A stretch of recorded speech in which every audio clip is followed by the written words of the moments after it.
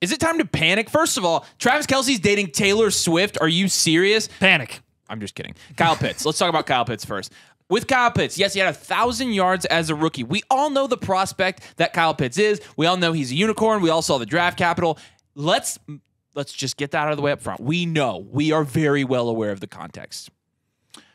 Kyle Pitts has 100 total yards in 3 games this season. Okay? Kyle Pitts has scored more than 10 points, or hasn't scored more than 10 points in a game since week 8 of last year. Okay. Arthur Smith. Look, I think Arthur Smith's a pretty cool guy. I like Arthur Smith. I know he always is just in the microphone saying, "I don't care about your fantasy team. I don't care about your fantasy team." He's very open and very hostile towards us as a community. He doesn't really want to use Kyle Pitts, or at least he doesn't think it's urgent to do so.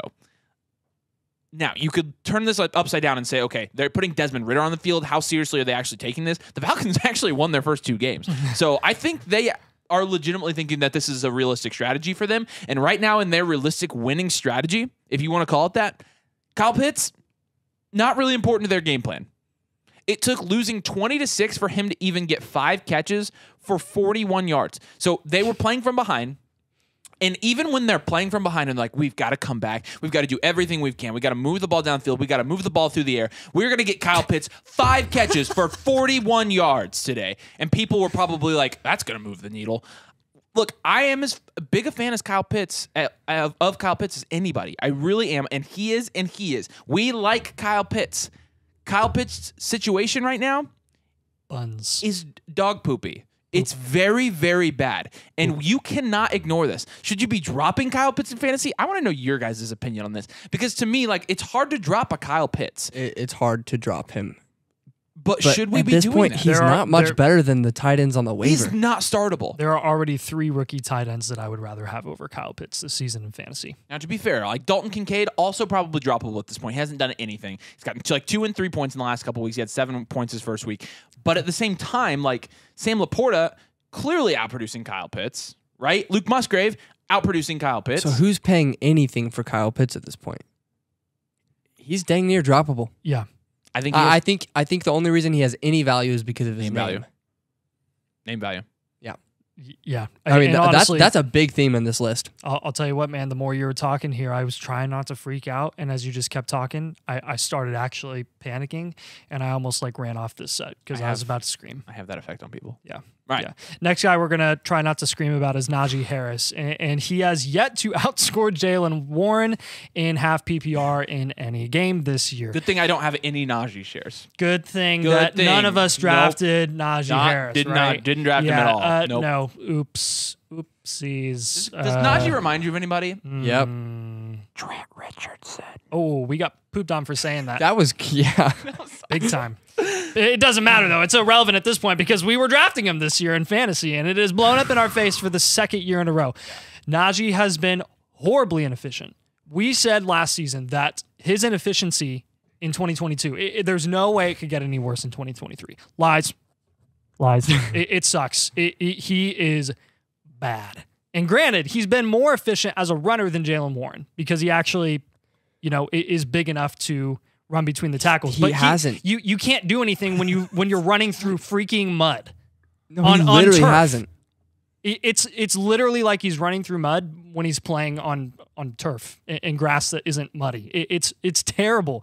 His upside was 74 receptions as a rookie. And I remember back when he was a rookie, obviously that was Big Ben's last season in the NFL. And if anyone remembers watching Big Ben in his last season in the NFL, it was, oh boy, really not very good, AKA Big Ben was a statue, Big Ben. And all he could do was check it down to Najee Harris because he was under pressure and he couldn't distribute the ball to anyone except for Najee and Deontay Johnson. Yeah, in the mud. And, in the mud. And I think a lot of people going into year 2 expected that production to maintain. And we were a little bit skeptical of that. We still were taking him high in fantasy drafts, but we were like, hey, his receiving usage may go down a significant amount. And it did. Now, in 2023, he has 3 receptions in 3 games. How many does Jalen Warren have? A lot more than A that. lot more. And he has like... Look, guys, Najee Harris is 25 years old, and he is as washed as Ezekiel Elliott. He has 3 times. I legitimately don't know if he's better than Ezekiel Elliott. I think Ezekiel Elliott's looked better this year. That's bad. Is it time to panic? Yes or no? 1, 2, 3. Absolutely. Yes. It's the past time. It's time to panic. Now, should you be dropping Najee? This is going to be one where I think you should be trying to take advantage of the name and trading him. But here's the thing. Who are you trading him for? I mean, like I said, it's going to be a name thing. If somebody's like, yeah, I'll take Najee Harris on my team, that's the only way you can trade him. Because otherwise, I don't think you can start him. Should you stash him? Is he going to get better? I'm trying to think who you could even... You can't. It's almost a rhetorical question. Yeah. Oh, my gosh. All right. At that point, you hold him and hope that he has a big game in the next 3 weeks. And if he doesn't, then he's going to start being dropped. Yep. All right. Well, next we're going to go with another first-round talent. Is Jerry Jeudy. And we keep wondering with Jerry Jeudy, it seems like every year, like this year's the breakout. This is the season. It happens last year. It was Russell Wilson. You know, Russell Wilson's coming in. He's going to elevate his game. This year it's Sean Payton. And I'm starting to think the breakout's never going to come. And Simon, no! You can't say that. Zip it. You know wide receivers take a long time to develop, Simon? Yeah. I mean, look at Puka Nacua, man. And out of the 5th round, he's already better than Jerry Jeudy has ever been. And that's the thing is, like, towards the end of Jerry Jeudy's last season, he was pretty good.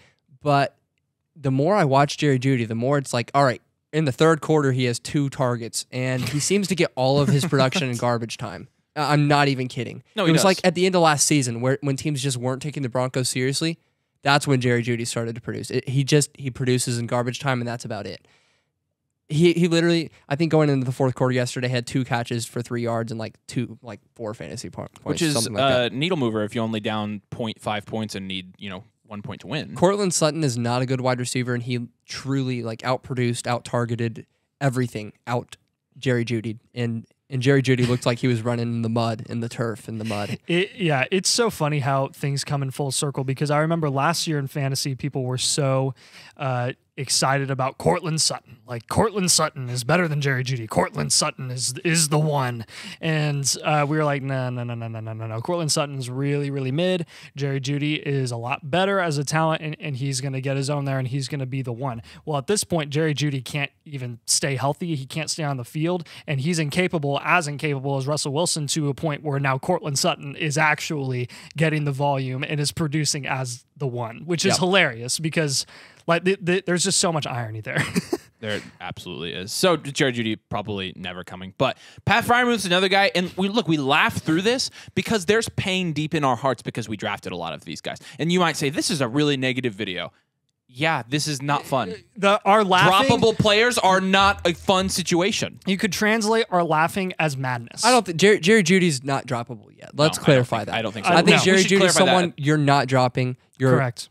I'm not even sure I'm trading him yet, but this is one where it's like we're really close to panicking. But we're panicking. We're about to panic. Pat Freiermuth as well. Pat Freiermuth, I mean, you would be surprised. 3 whole targets a game, like 3 of them. He has a whopping 46 total yards this year for 2 touchdowns. I mean, we told you. We did tell you. I have 0 Pat Freiermuth. I have 0 Pat Freiermuth. I have 0 Pat Freiermuth. That's crazy. So I guess we're not panicking about this one because we were ahead of it. Because if you weren't getting Travis Kelce or Mark Andrews or TJ Hawkinson, which honestly of those 3, TJ Hawkinson looks like the only good pick of value right now. You had to fade tight end. Evan Ingram was the one good pick in the intermediate range that you're like, I feel good about this. And Evan Ingram is the tight end 4 right now. I think he's both of our most rostered tight end, or he's one of our top 5 most rostered tight end. But I have 2% Pat Freiermuth. Oh, you're screwed. I'm screwed, dude.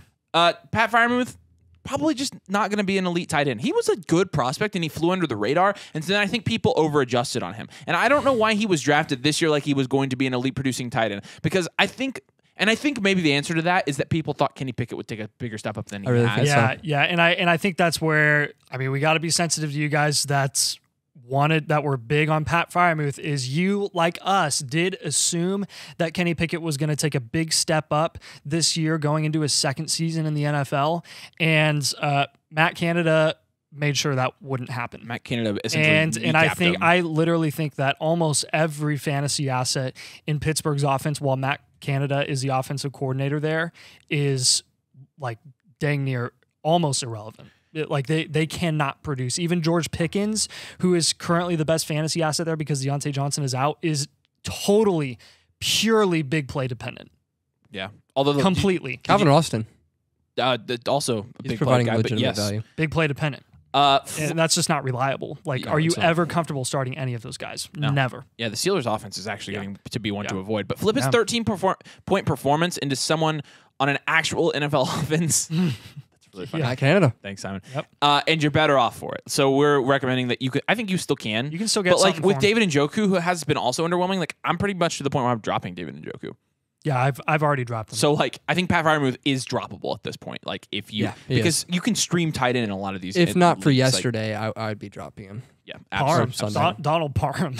Oh yeah, who's yes, it just as bad. Yeah. Take an actual good quarterback. Treylon Burks. Unlimited levels of disappointment on this one. I mean, this is one where you could you give us an L. We'll take our L on this one. Bad. I'm not happy. Bad. We are already taking our L 3 weeks into the season because there is literally, and we're not exaggerating, dang near zero passing volume available in Tennessee's offense. It's even worse for Dynasty, honestly. Yeah, it really is. But Tannehill this year, 548 passing yards in 3 games. Do that math. That's 182 yards per game. It's like 1-2. He has 1 touchdown, 1 passing touchdown in 3 games for 3 interceptions and a QBR of 28.3. Moment of silence, please. That leads to Burks with 6 receptions on 13 targets for 97 yards in 3 games, and half of that yardage was from 1 catch. I don't even think we need Literally. If anyone's giving anything for the current wide receiver 76 with the worst quarterback, second worst quarterback in the league, it's probably worth it. I have Treylon Burks, and he is on my drop. Yeah. For this, I'm dropping him for somebody else this week. I have already submitted the claim. That's really sad. The moment of silence was effective, though. I liked that. Yeah. Next. Absolutely. I mean, this next one of the best running backs in the league. Absolutely. I mean, everyone loves him. It was Dameon Pierce, and we all know how incredibly explosive he was last year. And the joke is he really is never that good. He was drafted in the 4th round for a reason. And for someone who's box score watching, it definitely looked like he got out of a slump yesterday. He scored 15 points on 14.9, I believe. And the issue is he's only averaging 3.3 yards per carry this year. He's improved his passing game potentially. Has 9 targets this year. But if there's someone in your league who's looking at that and saying, okay, Dameon Pierce is getting his work, the Texans won a game yesterday, they might have a decent offense, then he's definitely someone I'm trading for. Dameon Pierce is another guy on this list I don't think I'm looking at and saying, I'm dropping him this Absolutely week. not. Not happening Not here. dropping him. No. But I'm looking at the Texans offense. CJ Stroud is averaging 40 passing attempts per game. He's 4th in the league right now. He has 121 passing attempts in 3 games. And this guy's a rookie. If that tells me anything, do you think the Texans are a rushing offense? I would say no. The Texans are not going to run their offense through Dameon Pierce like they did last year. That was his appeal last year. This year, completely different story. Dameon Pierce is absolutely someone I'm trying to get off of after this Sunday, though. Yeah, I'm panicking here. I'm looking at his usage and his inefficiency through his first 3 games. I'm out. Yep, put another big L on our plate. This is something where we were honestly a fan of Dameon Pierce's price in fantasy this season because we thought that Houston was going to really lean on their run game and that Stroud might have some growing pains. Well, Stroud is wheeling and dealing and slicing and dicing up secondaries at the NFL level, and a guy who played quarterback for Ohio State is Actually good. And who could have ever called that? But look, with Dameon Pierce, there are 2 variables here that really ended up just being negative for him in his production. Like you already said, the passing volume for Stroud, which we expected that much passing volume. And their offensive line's injuries are otherworldly. Detrimental. Like literally every single starting lineman that they had going into the season is injured. What are you going to do as a running back in that situation? Probably not be efficient and probably have 0 chance of putting up consistent production. So then on the flip side of that, imagine a running back that's actually in a good offense, and that's Josh Kelly. And people are asking us, Josh Kelly, he should be the #1 sell on your sells video this week. Why is he not in your sells? Who the heck is buying Josh Kelly? Drop him. He's a drop candidate. I picked him up in 1 league. I dropped him already. There's not even much to say about this one. Just drop Josh Kelly. He's got 2.1 yards per carry over 2 games. Eckler, really good. He'll be back. Josh Kelly, again, this is the vacated volume fallacy. We're going to trademark that. We need to make a t-shirt that says vacated volume fallacy. We do. This is the vacated volume fallacy, and it means even though there are carries to go around in the Chargers offense, it does not mean that Josh Kelly will average over 2.1 yards per carry. A.J. Dillon. It's the A.J. Dillon. Yes, there's so many examples of it. But Josh Kelly, why is he not a sell? Because nobody is going to buy. He's a drop candidate. So, look, disappointing video, but these are guys that we are actually starting to legitimately panic on. A lot of them. There were a couple guys in there that we are dropping, a couple guys in there that we are trying to trade at all costs. There's a couple guys in there that we are just going to hold because it's not worth trading. So, unfortunate, but when you play fantasy football, you need to adjust. That's what we're going to do. Do us a huge favor. Adjust your finger down to the part of the screen where there's a like button and like the video, and make sure you subscribed as well. We will bring you the best fantasy content of all time every week, every single video, every second you're watching. Best. Don't hold me to that. All right, thanks for watching, guys. We'll see you later.